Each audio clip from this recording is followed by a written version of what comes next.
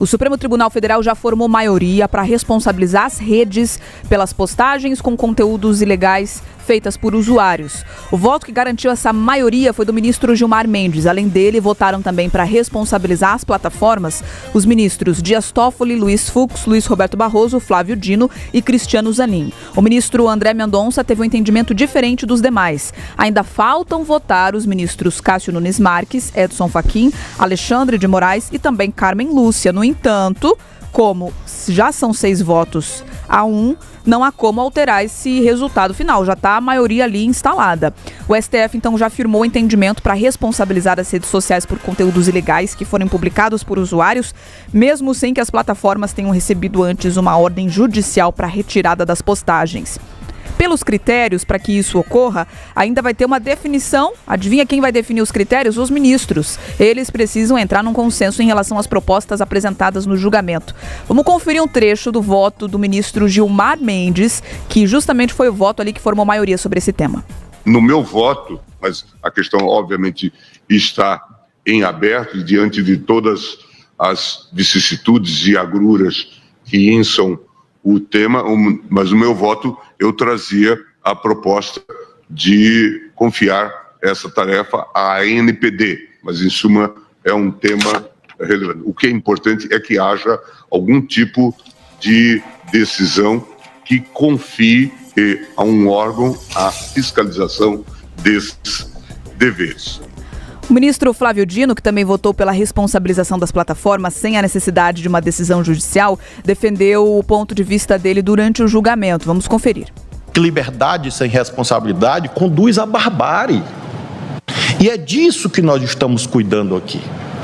Não são ministros ou juízes que acordaram pela manhã e, num propósito liberticida, resolveram tolher a liberdade de expressão das pessoas como se fosse uma espécie de delírio autoritário. Não, nós estamos dizendo não a delírios autoritários.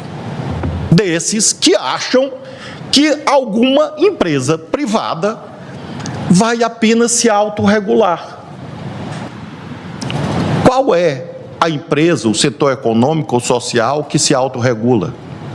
Nem os cônjuges nos lares se autorregulam. Eles têm regulação. Um não pode fazer ao outro aquilo que a lei veda. Ninguém pode tratar seus filhos, as suas crianças, os seus adolescentes, sem regulação. Certamente, ministro, só que o senhor esqueceu de falar que o Brasil já tem leis que regulam crimes, independente do meio onde esses crimes aconteçam. Nós já temos tipos penais que dentro da internet podem fiscalizar, punir e prender pessoas que cometam qualquer tipo de abuso, crimes de injúria, crimes de pedofilia, crimes de compartilhamento de conteúdo ofensivo, de conteúdo que envolva violência. O que o Brasil precisa, o que a polícia precisa é de mais ferramentas e mais possibilidades de investigação para chegar até os culpados destes crimes. Não meramente punir o meio onde eles acontecem. Imagine só, você entra numa briga dentro de um bar ou você se envolve em uma discussão num restaurante. O dono do restaurante vai ser punido. O dono do restaurante é o responsável pela briga que aconteceu ali. É mais ou menos isso, se a gente fizer esse exercício mais flexível para entender as realidades que são trazidas junto com esse julgamento.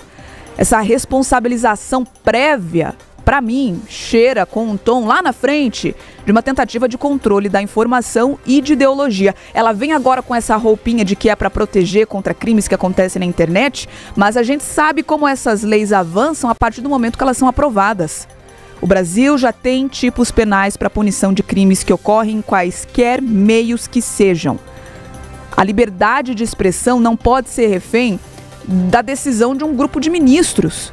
Cabe ao Congresso, sim, legislar sobre o assunto. E se os deputados e senadores estão lentos nessa demanda, já há pelo menos 2 anos, evitando tirar o papel da gaveta, eles precisam ser pressionados. Porque agora, quando o Congresso se omite, são os ministros do STF que tomam a frente. Foram provocados. Flávio Dino disse, não acordamos um dia belo, maravilhoso e resolvemos regular as redes sociais. Existiu a provocação, mas também existiu uma velocidade, um pé no acelerador para já colocar esse texto em prática em votação.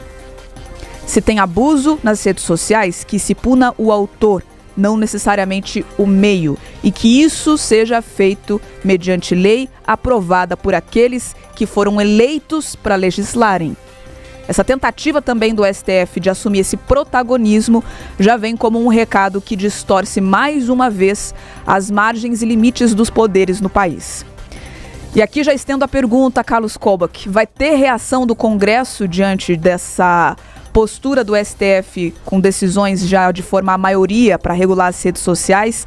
Ou realmente para o Congresso é muito confortável deixar que os ministros adotem as medidas necessárias para não terem incômodo com as chamadas Big Techs? Olha, Beatriz, seu comentário foi muito feliz. Aliás, faço minha das suas palavras, né? O Supremo está legislando ao invés de decidir, né? De fazer a sua tarefa, que é julgar. Mas está fazendo isso porque o Congresso deixou de fazer. Obviamente que não vamos ser inocentes aqui, estão pensando na eleição de 2026, do comportamento do eleitor, de políticos nas redes sociais em 2026. Isso também está em jogo, não vamos ser inocentes.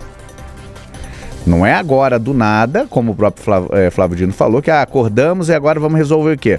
Sobre a internet no Brasil. Não é bem assim.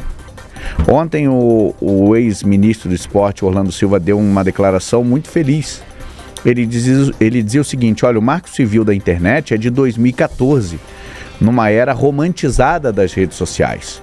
Não existia toda essa polarização, essa disseminação de fake news.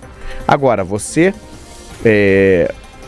colocar essa responsabilidade para as Big Techs, para as empresas, para elas fazerem esse filtro do que pode e o que não pode, eu fico imaginando como é que a empresa, a Meta, vai analisar um conteúdo para saber se ela tem fake news ou não.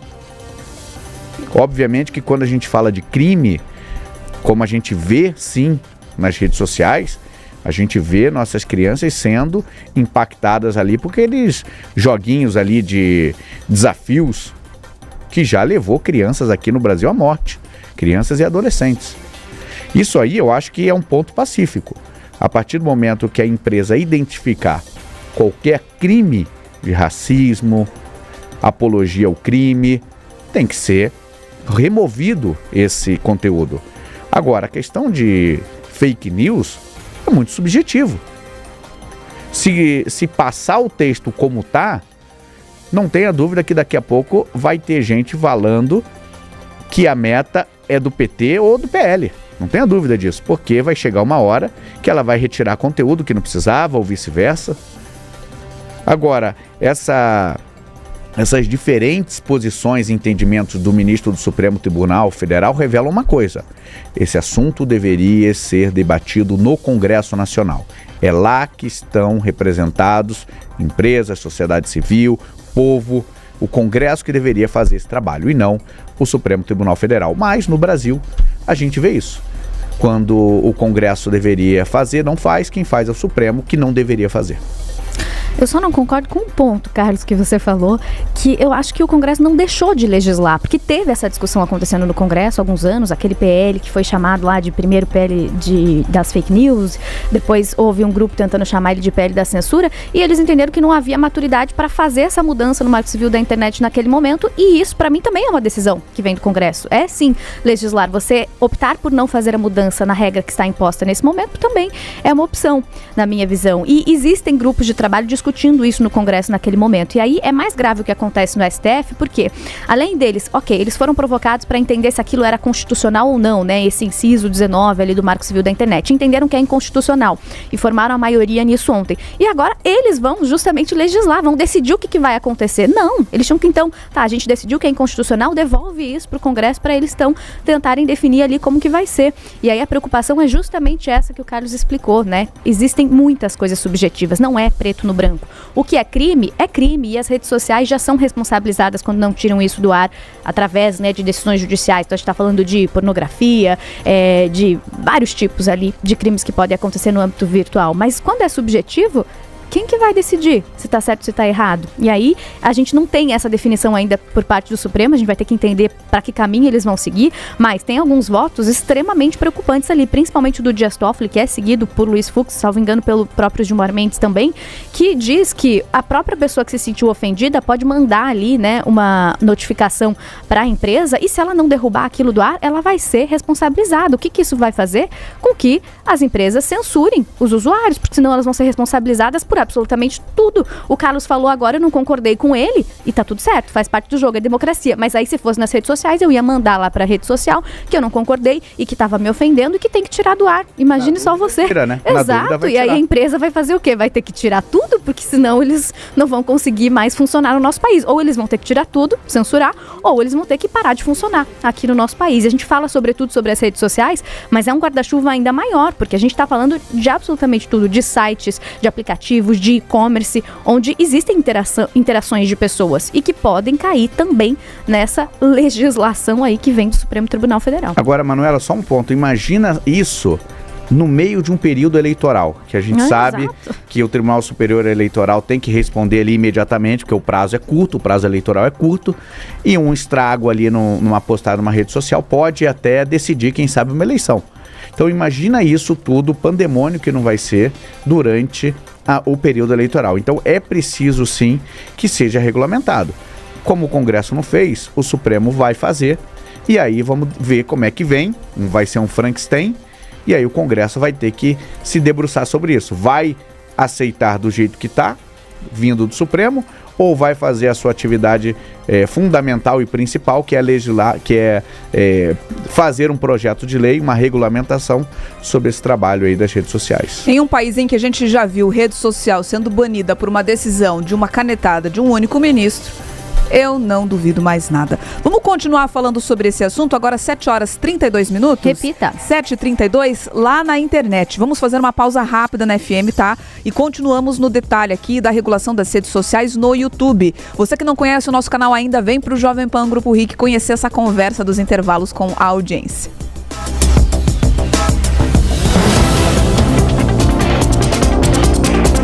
Jornal da Manhã, Paraná.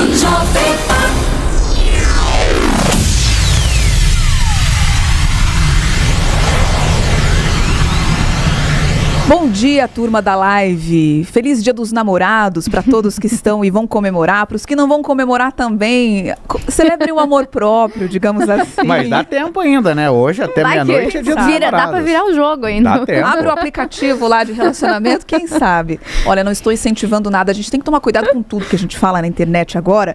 E teve a mensagem do Anderson Samsonoski dizendo: a partir desse ponto as emissoras também podem censurar comentários e comentaristas. Anderson, a partir desse ponto eu quero lembrar que já existe uma tese aprovada no STF de que as emissoras são responsáveis pelas falas dos entrevistados. Imagina só. Então, se eu entrevistar alguém ao vivo, que é uma entrevista que eu não tenho controle do que a pessoa está falando, e a pessoa fizer uma acusação absurda, eu posso ser responsabilizada. Veja se há cabimento para isso. Já tem isso aprovado, já tem entendimento disso. O Brasil é o país que prende por piada e solta traficante. Prende quem cogitou fazer e solta quem fez. Você ainda acha que não estamos numa ditadura? O Guilherme Elmais trouxe a opinião dele. A Emília Arcego disse: já temos legislação, temos o marco da internet. A Dacir: mas já existe a legislação da internet, mas os ministros não obedecem. Mudar só para agradar os ministros é um absurdo. E o Guilherme Elmais também trouxe outro comentário aqui, acho que é internauta novo participando do nosso chat, bem-vindo. Ele disse: Senado offline, Câmara dos Deputados offline e povo offline. O único online é o STF, simples assim. E o Carlos falou ali no finalzinho, né, do comentário dele agora ali na FM, sobre essa questão da proximidade com um pleito eleitoral, que a gente vai ter impacto tremendo nisso. E isso mostra também a articulação do governo nesse momento, porque quem está sendo o maior prejudicado hoje nas redes sociais? O Supremo Tribunal Federal e a gestão federal, que não vem conseguindo saber lidar com as críticas que recebe lá nas redes sociais. A articulação aconteceu ali, ao invés de acontecer com o Congresso Nacional. E aí, como eles estão incomodados, nesse momento é melhor censurar. E aí a gente só tem que pensar que o grupo que tanto está apoiando isso nesse momento, pode ser que amanhã, assim a gente espera, porque a gente não está vivendo numa ditadura, pode ser que amanhã o grupo que está no poder é outro. E aí a censura vai para cima de você. você, meu amigo. Então, você tem que defender o direito do outro, da outra pessoa de falar aquilo que você não concorda também. Porque uma hora, não adianta você achar que não vai cair sobre você. Uma hora sempre vai cair sobre você, sim. E aí, só para também fechar esse assunto, para trazer um link com o que a gente falou ontem sobre o julgamento lá do Bolsonaro e aquele clima meio leve. Eu vi isso acontecendo de novo, Carlos, lá nesse julgamento do Supremo Tribunal Federal. É uma tentativa de fazer parecer com que o assunto é algo simples, algo rotineiro e piadinha acontecendo. Gilmar Mendes uma hora falando ali que... Gilmar Mendes não, Flávio Dino, falando que... das redes sociais quererem cancelar o passaporte do ministro Alexandre de Moraes por conta de uma simples resolução e porque ele estava tirando do ar conteúdos criminosos. Não foi isso que aconteceu, né? O Alexandre de Moraes tirou perfis inteiros do ar, ou seja, justamente censurando as pessoas de falarem ali nas redes sociais. Ele não tirou uma postagem que continha algum conteúdo criminoso. E aí vira de novo aquele clima de brincadeira para tentar amenizar e passar para a população que é algo menor que está sendo discutido por ali. Isso para mim também é muito preocupante o que acontece no STF, você tentar diminuir o valor das discussões. É muito poder para pouca gente, né? Você ter o poder numa canetada, tirar um perfil do ar, é muito pesado. A gente já tinha falado aqui quando o Supremo retomou esse julgamento, que é uma linha muito tênue por causa da liberdade de expressão. Aí o nosso telespectador ali pontuou bem, o nosso internauta pontuou bem ali a questão de que no Brasil prende-se um humorista por causa de uma piada. Exato. Né? E aí você vê desmandos e mais desmandos, gente roubando, gente com dinheiro na cueca, gente que confessou crime, estão aí soltos. Alguns até voltaram a ocupar cargo público. Então, de fato, tem muita coisa errada. Agora, o meu pensamento é muito simples e direto em relação a essa questão da rede social. O que é crime aqui fora tem que ser crime dentro da rede social. Agora, você querer julgar a opinião dos outros porque não lhe agradou, isso se chama censura. Bom dia, Luísa Melo Coelho. Acabei de ver sua mensagem aqui, estava olhando aqui outros detalhes, já bati o olho no YouTube e vi um belo elogio aqui para nossa bancada. E é justamente sobre isso, Luísa, você pode comentar o que você quiser. Liberdade de expressão. E deixa a sua opinião também, vamos conhecer a sua opinião. Você vir aqui e dizer que gosta, que não gosta, e tá tudo certo, ninguém aqui se ofende, a gente não leva pro pessoal. Né, que a gente não concorda sobre tudo.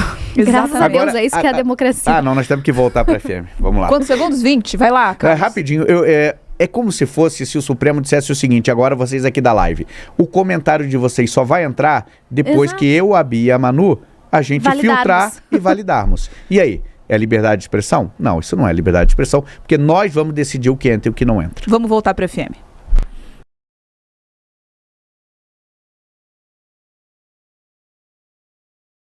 Jornal da Manhã, Paraná. 7h38. Repita. 7h38. Economia. A análise descomplicada no Jornal.